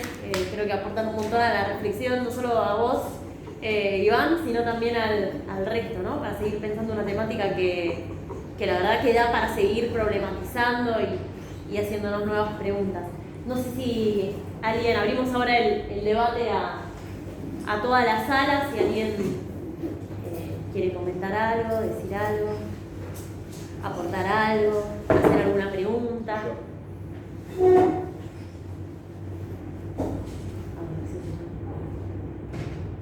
Yo acoto algo hasta que si ya te animás. Bueno, pregunto. No leí el libro, pero te quería preguntar por este comentario que hacía Matías en relación a las escalas. ¿Cómo es que lo abordaste? ¿Qué reflexión introduce el libro para pensar de transformaciones socioespaciales o cambios en la composición social en un determinado espacio? ¿Cuáles son las escalas de observación? Yo no le doy mucho peso al tema de la escala. Yo le digo a Brenner, me gusta Brenner, a veces me resulta un poco denso, pero vamos, lo tengo ahí en la mochila densa. Y ¿A Brenner? No. ¿Lo trajiste para acá? ¿Lo que hablas? Pero lo dejé en el cuarto, con el autobús. No estoy de acuerdo. No, pero no sé, yo el tema de las escalas lo utilizo metodológicamente como geógrafo, nada, ¿no? Es parte del bagaje y la idea de que cuando trabaja con un problema, esa problemática se desarrolla a diferentes escalas, y diferentes escalas te pueden dar aspectos, te pueden ofrecer miradas distintas a ese problema. Yo en concreto con lo de la gentrificación, y es un poco banal en realidad, no es nada muy elaborado, no es nada tipo Brenner, pero bueno, yo en la metodología que utilizo pues hago una aproximación a lo mejor más a nivel de ciudad, luego a nivel de caso, y suelo trabajar con 2 o 3 escalas y saco distintos tipos de datos y hago un trabajo distinto. Eso me permite pues sobre todo ubicar las escalas menores o los sitios donde realmente ocurren los procesos, ubicarlos en un contexto más amplio que le da sentido. Por ejemplo, ¿no? Si yo trabajo con San Telmo o con el sur del centro histórico de la Ciudad de México, bueno, qué está ocurriendo en el conjunto del área central de la ciudad y qué está ocurriendo en ese barrio en relación al conjunto del centro de la ciudad y qué está ocurriendo en relación al conjunto de la ciudad, ¿no? Si lo tomamos de manera aislada, se nos va a perder un montón de cosas, vamos a perder un montón de matices y no vamos a poder saber valorar tampoco las transformaciones que está habiendo, si no tenemos un punto de comparación. Yo cuando trabajo con estos procesos por ejemplo, con el tema de la gentrificación, ¿no? Incluso hablaría de una gentrificación relativa, ¿no? Es decir, no hay una gentrificación en términos absolutos de un determinado barrio, sino nosotros podemos apreciar, identificar con datos de la parte más amplia y sobre todo claramente una transformación en relación a lo que está pasando en el conjunto de la ciudad, ¿no? Siempre sin perder de vista lo que pasa en el conjunto de la ciudad, ¿no? Porque si no podemos estar dando por gentrificación fenómenos estructurales de esa sociedad, ¿no? De que se olvida en un sentido más amplio. Y eso es lo que puedo decir de las escalas, en realidad, ¿no? Que los utilizo bastante para la metodología. Y luego también, bueno, sí, a nivel a lo mejor un poco más general, pues claro, cuando estamos hablando de circulación de políticas públicas, cuando estamos hablando de procesos que tienen cierta dimensión global, bueno, a la hora de hablar de procesos estructurales que son fundamentales para comprender el proceso de gentrificación, tenemos que trabajar, o estamos trabajando, estamos pensando a una escala, si no global, casi global y en un tiempo largo. Cuando hablamos y pensamos de la difusión de políticas concretas, pues a lo mejor tenemos que trabajar en una escala más regional y en un tiempo medio de una serie de décadas. Y luego ya el acontecimiento y toda la especificidad de todo lo que ocurre en la escala local, que claro, que es de una diversidad inconmensurable. Puede que fuera por ahí. No, pero hay un diálogo ahí entre lo global, lo local y bueno. Sí, ¿no? Yo creo que hay que trabajar a varias escalas y hay que trabajar con diferentes tiempos, ¿no? A la hora de trabajar o de tomar un objeto empírico en toda esa complejidad, eso estaría bien hacerlo. Una sección del último capítulo explicitas eso, los distintos tiempos, los distintos procesos, las distintas escalas y claro, se mezcla todo. Una cosa mínima y que hable el resto, creo que todo libro tiene que hacer toda investigación hacia un estado del arte, pero creo que el libro tiene un plus en el sentido de que no es solamente un estado del arte respecto a cómo se explicó la gentrificación, sino que si uno girara un poco el volante en alguna dirección, digamos a la izquierda, por no decir la derecha, el libro está cerca también de ver el itinerario de un concepto y sus usos, lo cual no es solamente una reconstrucción de un estado del arte, sino que también podría ser un libro que con otro marco se vuelva el seguimiento de un concepto, sus usos, sus debates. Creo que ahí también hay como, no quiero decir una historia intelectual del concepto, pero algo que se le parece bastante. Y perdón, pero la veo Ivana, también me imagino, Ivana dirá, como que con financiarización también imagino que esta discusión entre estudios urbanos críticos y poscoloniales debe aparecer, así como aparecen muchos otros como subasuntos, ¿no? Como bueno, la pertinencia de un concepto para, me acuerdo, me tocó una vez, a veces nos toca evaluar artículos sobre temas un poco lejanos, después uno aprende a decir que no, pero al principio dice que sí. Un artículo que hablaba de, pero que autora no lo escuche, de la financiarización Tras la Sierra Córdoba. Entonces le pregunté a Ivana, ¿no? Parecía un caso extremo, ¿no? de un concepto que aludía como a dinámicas muy estructurales del norte global, etc., como llevado a otro lugar con una escala radicalmente distinta. Pero después, o sea, imagino que estos debates más abarcativos son de utilidad para cualquier tema en los estudios urbanos. Sí, me sonaban las mismas discusiones, las mismas lecturas, las mismas respuestas, las mismas críticas al concepto, la vuelta al concepto, esas movidas y apropiaciones desde la política también. Todo lo que mencionaste, los caminos del concepto. Pero sí, con neoliberalismo me parece que fue un poco diferente en el sentido de que impactó mucho más abarcativamente y recibió menos crítica. O sea, infinitas críticas, pero de algún modo fue un concepto un poco más aceptado. Me parece, lo digo así rápido, ¿no? Sí, hay un punto también en el que estamos a nivel filosófico, ¿no? Epistemológico, no solo en los estudios urbanos, yo creo que supongo que la ciencia social en su conjunto, en el cual es más fácil decir que algo no existe, ¿no? o negar algo que intentar construir una explicación sobre cualquier cosa, ¿no? Parece que nos dedicamos más, estamos esperando, yo no, está esperando a que alguien saque algún tipo de explicación, algún tipo de construcción teórica que permita hacer una explicación para ir con el martillo pilón y destruirlo, ¿no? Pero no surgió, ¿no? Ahora. Pero no es de la época, digo, no es de la época, no solamente, digo, la academia funciona en una época determinada, ¿no? Digo, me parece que el TikTok y, no sé, estoy tirando así como, pero me parece que la construcción de bueno, en Argentina pasa, no sé si en España está pasando igual, pero digo, hoy tenemos una realidad que los mejores, o sea, los mejores exponentes en términos de debate público son aquellos que que te pegan a lo que sale. Aquellos que se enaltecen de construir sobre un enfrentamiento sin ningún tipo de construcción de un escenario futuro, es lo que hoy tiene más vigor. Y yo creo que la academia también responde a ese tipo de lógica, no es totalmente aislada, por un lado está, ¿no?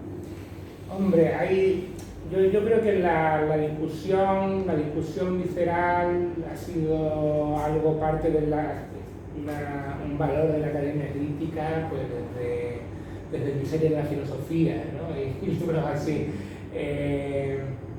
Yo creo que alguien, bueno, no es porque yo la haya leído, pero un colega me dijo una vez que Engels había dicho algo así como que para los debates hay que ir con una armadura de hierro, ¿no?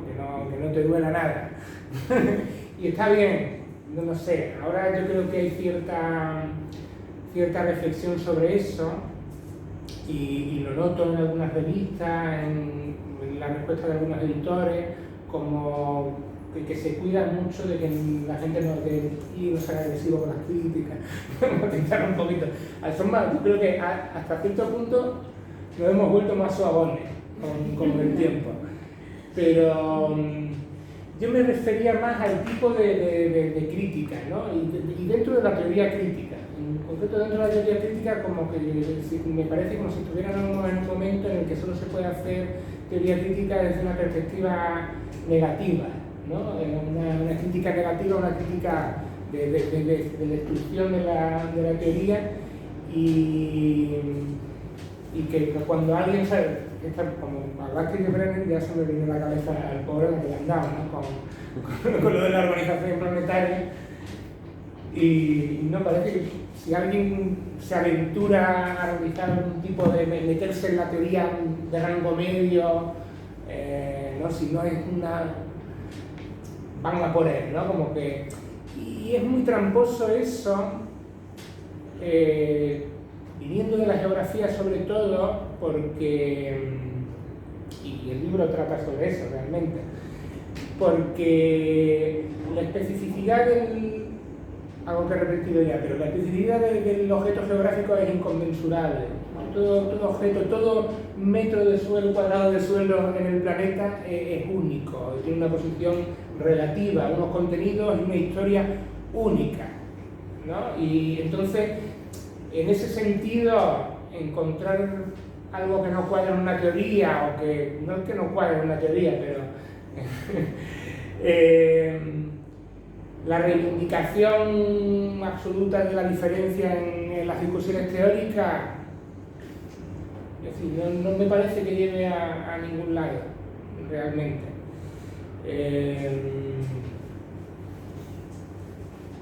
Es parte del bagaje de la historia de la geografía también, ¿no? La geografía se ha ido alternando desde posiciones, desde las perspectivas nomotéticas e ideográficas, ¿no? Que eran las perspectivas de la explicación teórica general y las perspectivas de la descripción del objeto único, ¿no? La geografía regional, cómo describir esta región, vamos a ver todo, ¿no? Vamos a hacer una monografía preciosa, ¿no? Pero sin ningún tipo de contenido teórico. La teoría la dejamos para saber Dios cuándo. Y me parece que estuviéramos en otro momento similar hasta cierto punto la geografía y los estudios urbanos, en los que hay un rechazo a la construcción teórica que nos deja la metodología, nos deja la descripción, pero creo que nos lleva a renunciar a comprender mejor los procesos.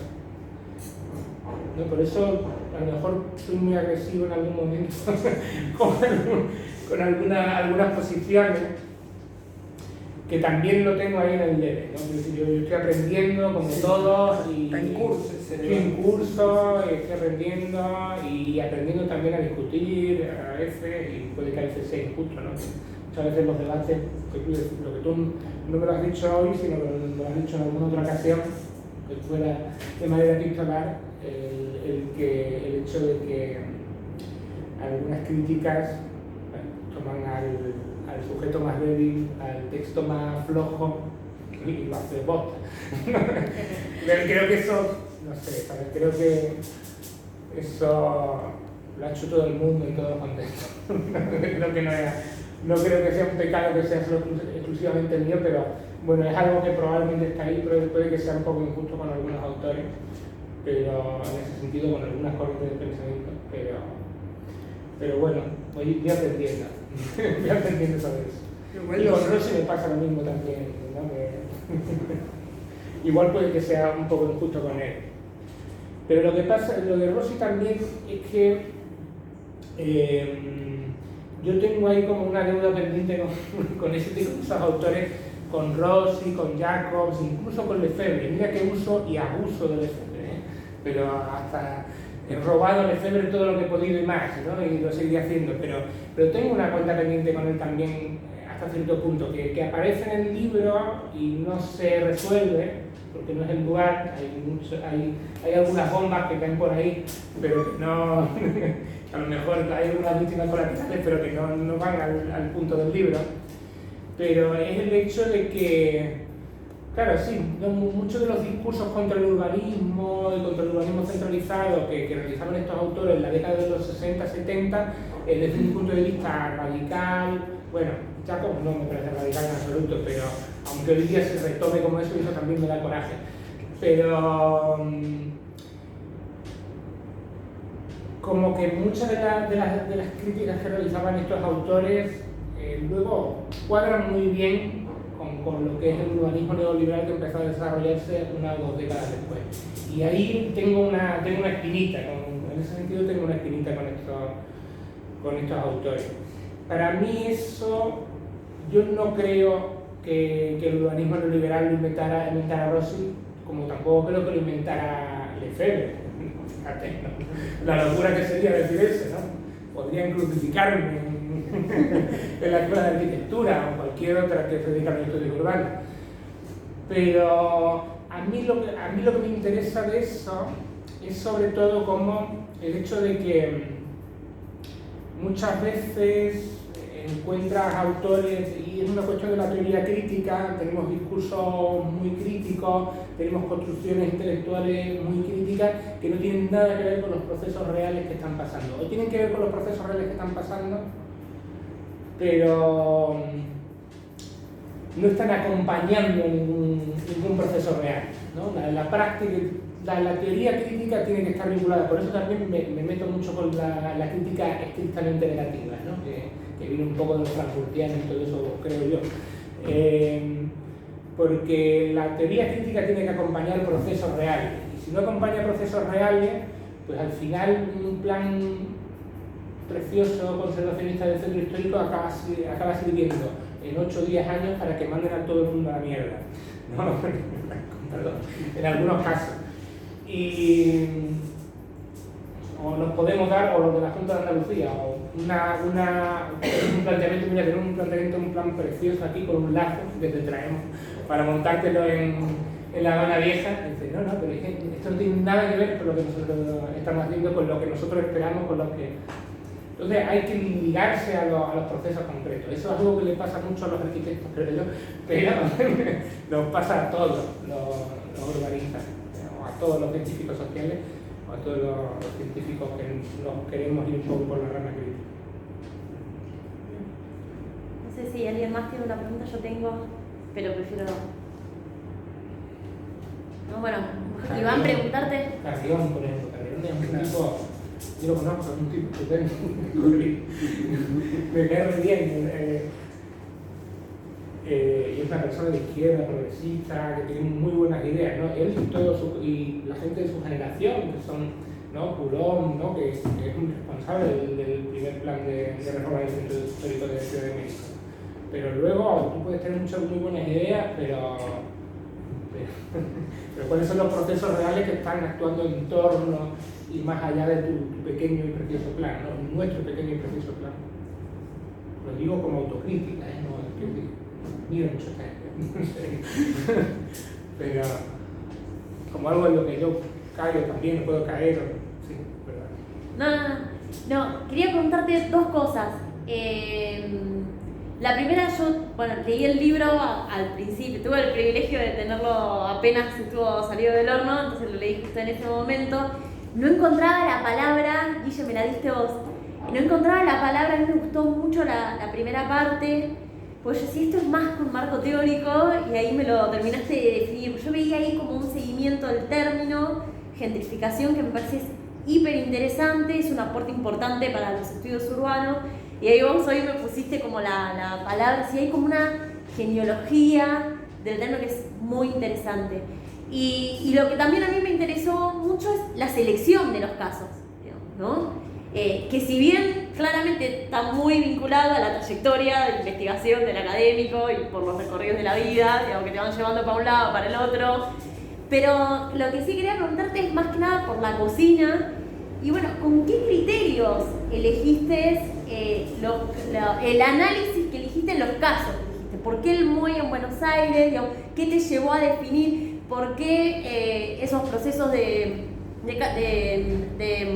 renovación de cascos históricos en un lugar, de turistificación en otro? Digamos, ¿cuál fue ese criterio con el cual definiste qué mirar en cada lugar para dar cuenta de esos procesos de gentrificación? Eso por un lado. Y la segunda pregunta tiene que ver más que con el libro, hacia dónde se te está yendo la línea de investigación. Bueno, ahora, ¿qué estás mirando? Porque un libro tiene eso de que cerrás una etapa, ¿no? Como que le terminas de poner ese broche de oro a una investigación que que llevas un montón de tiempo, que te lleva para un lado, te lleva para el otro. Pero bueno, ahora, ¿qué estás mirando? ¿Hacia dónde estás profundizando? ¿Hacia dónde se te está disparando tu línea de investigación? ¿Qué andás? Me tengo que ir. Muchas gracias. Espectacular la presentación. No he hecho este corte para interrumpirlos. Gracias. Y lo último, recordá dónde comprar el libro. ¿Cómo?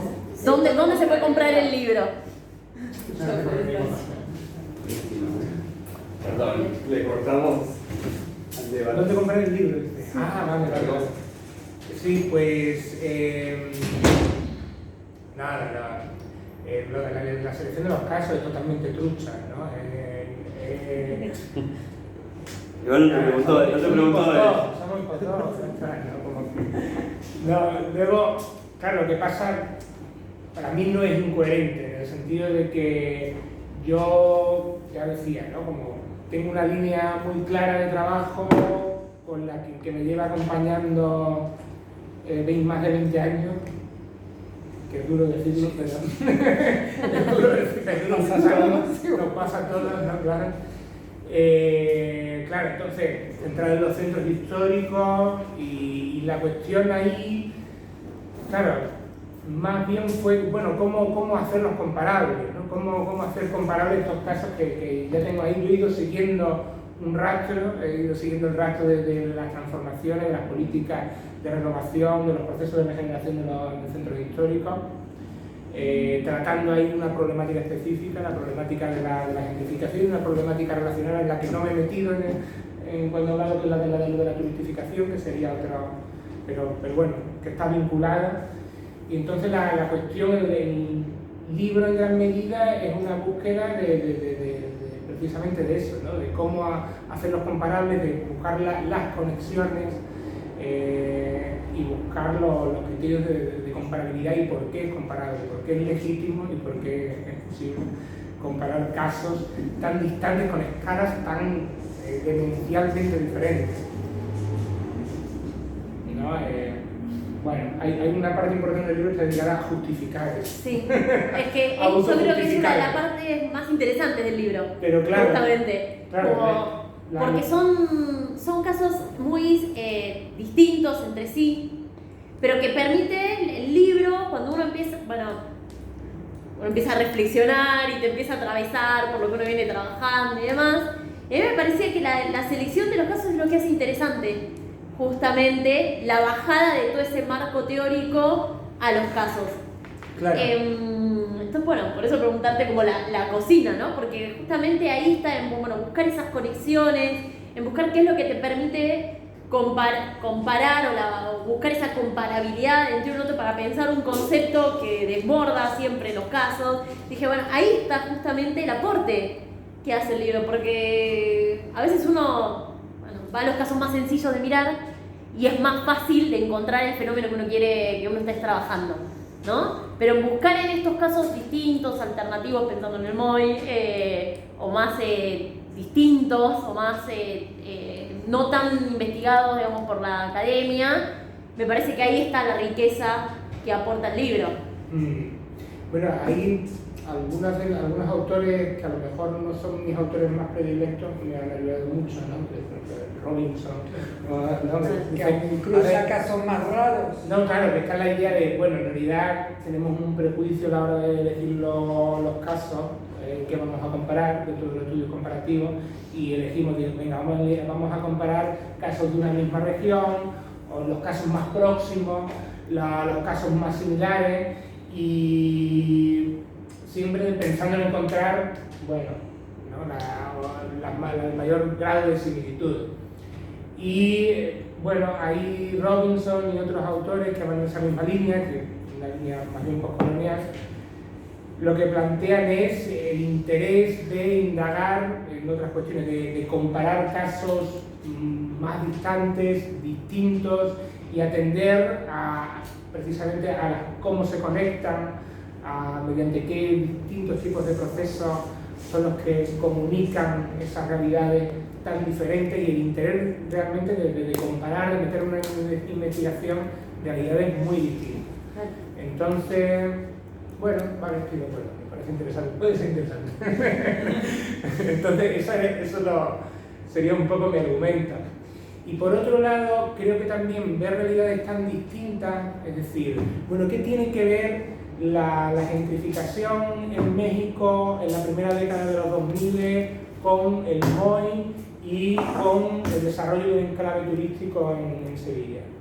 ¿No? ¿Qué es lo que tiene que ver? Y ahí está la teoría, ahí está la teoría de rango medio, ¿no? Si no tenemos ninguna aspiración teórica, realmente lo que vamos a hacer es escribir los casos, bueno, indagar las conexiones también, que es una cuestión puramente empírica, pero creo que ver esos casos tan distantes y esos procesos que están claramente conectados, pero que también son muy distintos, en distintos tiempos, a diferentes escalas, con diferentes matices, nos permite indagar, bueno, cuáles son las lógicas, cuáles son las ideologías, cuáles son los mecanismos que conectan estos casos, que hacen que determinadas realidades se reproduzcan, aunque luego con una apariencia, con una forma muy distinta.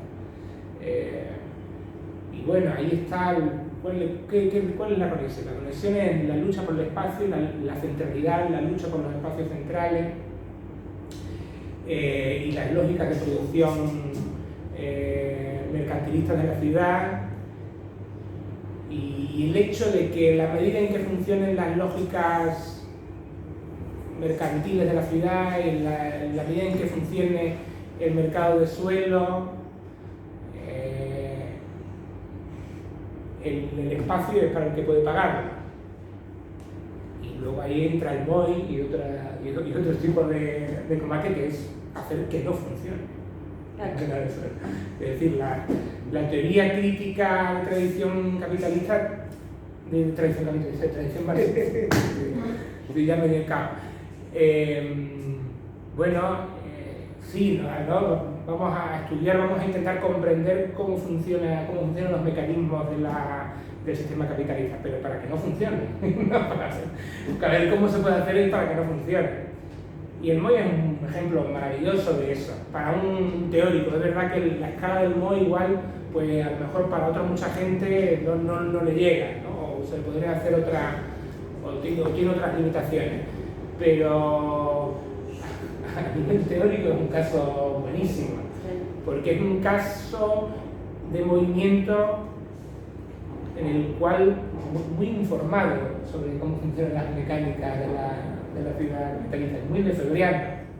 Yo creo que en este libro no me metí mucho con eso, pero en algún otro texto, de las primeras veces que trabajé con el MOI, sí me metí más en eso, la importantísima influencia del discurso lefebvriano ¿no? y la idea de, claro, la producción del espacio del MOI como una producción no alienada, ¿no? un tipo de de producción, que hay una teoría crítica que acompaña a una práctica de producción no alienada de la ciudad. Me parece muy potente.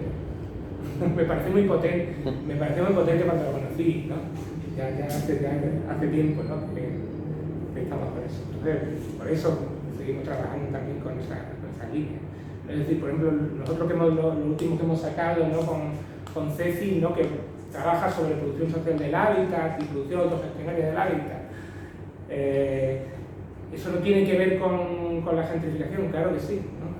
Lo que pasa que es cómo hacer que no funcionen esos, igual que cuando estudiamos la gentrificación, estudiamos cómo funcionan esas, cuáles son las lógicas, cuáles son las mecánicas, por qué funcionan, ¿no? Y cuando trabajamos con la evolución autogestionaria del hábitat, ¿cómo podríamos hacer que no funcione así? Que es tan importante una cosa como la otra. No, yo ahora mismo estoy con el tema del turismo, el tema del turismo, de turistificación y eso. Estamos trabajando mucho, voy a seguir trabajando con eso un tiempo. Estoy trabajando mucho con la idea de alienación. Bueno, yo tengo unas pedradas muy gordas con el concepto de alienación, con el concepto de ideología, con toda esta tradición del marxismo, lo que se denomina el Perry Anderson denominado el marxismo occidental. Y tengo ahí el proyecto de trabajar con algo de alienación turística e ideología turística, ¿no? Tengo ahí como esa pedrada y pienso que voy a poder sacar algo interesante por ahí. Pero igual no, o sea, me voy por otro lado. Ahora estoy sin investigación. Vacaciones. Vacaciones de administrativas, ¿no? De burocracia. Bien. ¿Y dónde se puede conseguir el libro? Pues en la editorial de la Universidad de Sevilla se puede conseguir online. ¿Solo en físico no? En físico me traje 3 libritos nomás porque... Por el peso. Por el peso, básicamente. Yo viajo con 2 niños, entonces todos los niños ocupan todo. Eso ocupa todo el espacio. Los niños tendrían que haber pedido los libros. Claro, yo viajo con esto y luego 2 maletas. Bueno, estamos más o menos con el horario. No sé si alguien quiere hacer alguna pregunta más cortita antes que no venga a correr la chica de seguridad que seguro se quiere ir. Estamos, bueno, Iván, Guille, Mati, agradecerles.